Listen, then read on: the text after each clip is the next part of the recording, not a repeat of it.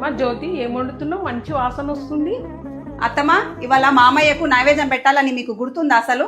అవునమ్మా జ్యోతి, నేను మర్చిపోయినా. మామయ్యకు నైవేద్యం పెట్టి ఆవు పెట్టేంత వరకు మీరు ఒక దగ్గర కూర్చొని ఉండండి, ఏం మాట్లాడకండి. సరే అమ్మా, మంచిది.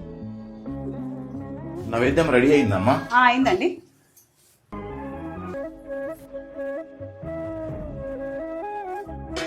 మా జ్యోతి అన్ని పనులు అయినాయమ్మా?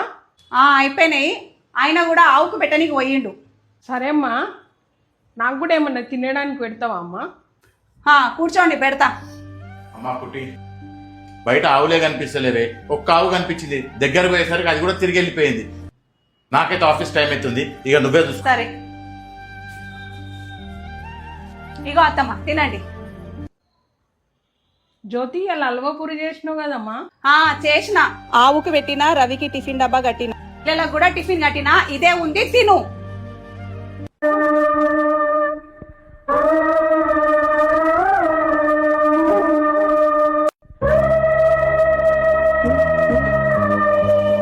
హల్వా పూరా?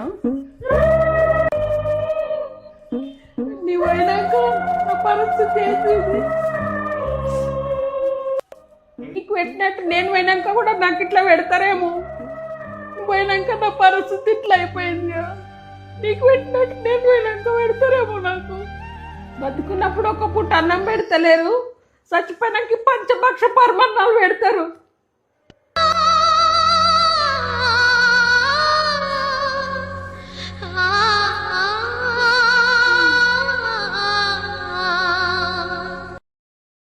Download ShareChat.